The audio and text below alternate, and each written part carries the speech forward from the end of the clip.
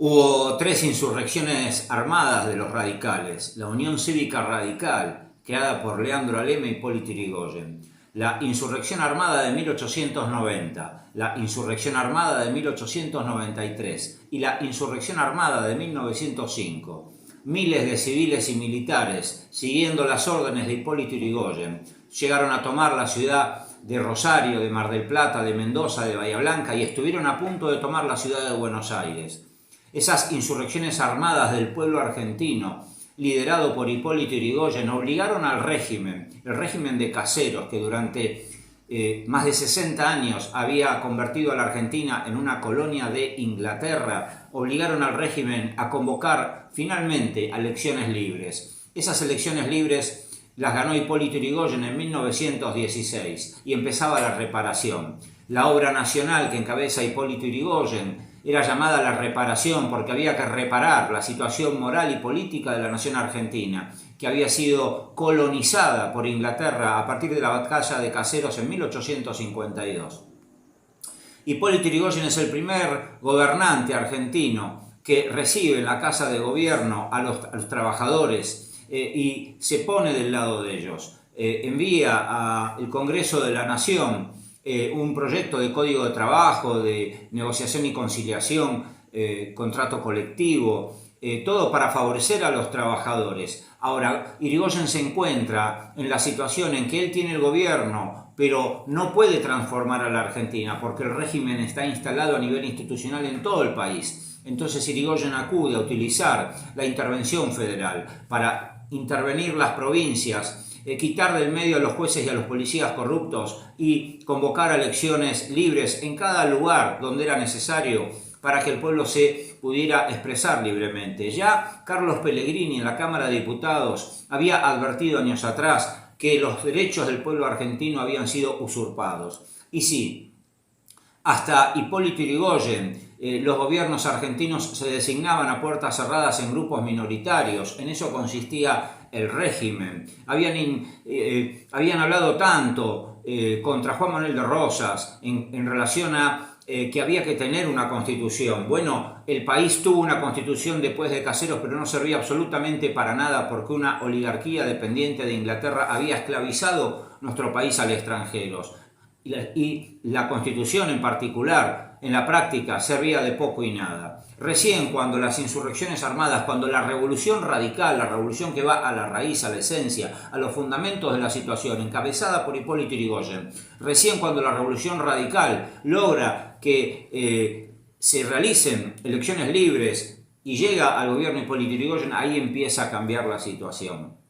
Cuando Yrigoyen llega al gobierno hay una situación, primero Yrigoyen a nivel internacional, Yrigoyen mantiene la neutralidad argentina frente a la guerra, nos deja al margen, no involucra a la Argentina en la guerra imperialista que se da en Europa entre 1914 y 1918. Y a partir de ahí Hipólito Yrigoyen señala que la Argentina es un país que produce riqueza y paradójicamente al mismo tiempo la Argentina es un país pobre. Entonces Yrigoyen señala, sin dudar, señala a los bancos y a las corporaciones extranjeras y empieza a hablar Hipólito Yrigoyen de que hay que nacionalizar los ferrocarriles, de que hay que nacionalizar el comercio exterior, de que hay que crear una marina mercante y fundamentalmente Hipólito Yrigoyen plantea que hay que nacionalizar el petróleo.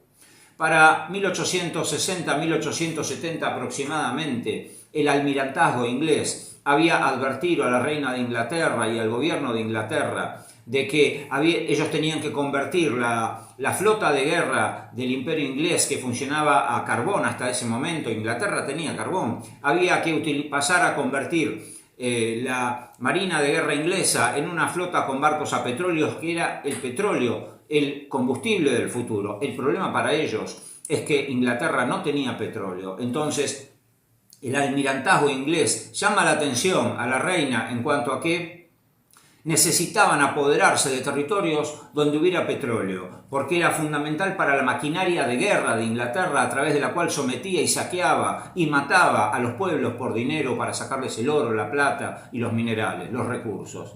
Entonces, después de unos años de estudio y de observación, Inglaterra llegó a la conclusión que había dos territorios en particular que tenían el petróleo que ellos querían, que ambicionaban, que codiciaban: Asia Occidental y la Patagonia. En particular, en el caso argentino, se había descubierto petróleo más o menos en 1870 en la provincia de Mendoza. Al mismo tiempo se había hecho un estudio geológico en Neuquén que dio a entender que en Neuquén iba a haber mucho petróleo, y hoy, en enero de 2024, sabemos que en Neuquén hay mucho petróleo. Atrás de eso se había también descubierto el gran yacimiento de petróleo en Comodoro Rivadavia. Entonces, la Patagonia era un objetivo claro para los ingleses, al igual que Asia Occidental, uno y otro, de lo que ellos querían apoderarse para controlar el petróleo que necesitaban para sus máquinas de guerra. Al mismo tiempo, Hipólito Yrigoyen piensa en las fuerzas productivas argentinas, piensa en la industrialización de la Argentina, en las fábricas de los argentinos. Entonces promueve la nacionalización del petróleo. Habían llegado millones de inmigrantes a fines del 1800, principios del 1900 en la Argentina. El 50% eran italianos, el otro 50% había españoles, turcos, sirios, alemanes, franceses, irlandeses, de todos los países. Era gente que vino a trabajar en el campo, en la ciudad, en el comercio, en la agricultura, en la industria, en los frigoríficos. El problema que tenía la economía argentina es que en el contexto de la guerra, la primera guerra imperialista que se dio del 14 al 18 en Europa, la Argentina pasó a tener una balanza comercial favorable porque la guerra hizo que Inglaterra no nos pudiera invadir más con sus mercancías, y nosotros a su vez vendíamos cada vez más para Inglaterra, que necesitaba en su esfuerzo bélico en la guerra, que era imperialista. Necesitaban nuestros productos, y sin embargo eso no nos favorecía. ¿Por qué? Porque los capitalistas ingleses eran dueños de los frigoríficos en la Argentina, eran dueños de los bancos en la Argentina, eran dueños de los barcos que transportaban lo que exportábamos, eran dueños de todos los ingleses en la Argentina, y a pesar de que producíamos mucha riqueza y había un aumento de riqueza y balanza comercial favorable con el extranjero, seguíamos pagando todo el tiempo intereses de deudas externas fabricadas una otra vez por los ingleses en los 100 años anteriores. Entonces Yrigoyen cortó por lo sano, creó YPF y apuntó a nacionalizar el petróleo. En la Cámara de Diputados, los radicales yrigoyenistas lograron sancionar, votar con mayoría, la nacionalización del petróleo argentino, que había sido muy debatida en esos momentos, impulsado ese debate por Hipólito Yrigoyen, y tenía amplio apoyo popular nacionalizar el petróleo, que el petróleo de los argentinos, de la Argentina, fuera de nosotros los argentinos. Faltaba votar en la Cámara de Senadores para completar el proceso y nacionalizar el petróleo. El 7 de septiembre de 1930 iba a haber elecciones en las provincias de Mendoza y San Juan, que finalmente iban a ser elecciones libres. Se preveía que iban a ganar los candidatos yrigoyenistas, y entonces Yrigoyen iba a contar con los senadores que necesitaba tener para finalmente ganar la votación en el Senado y nacionalizar el petróleo argentino. Pero Inglaterra se movió rápido.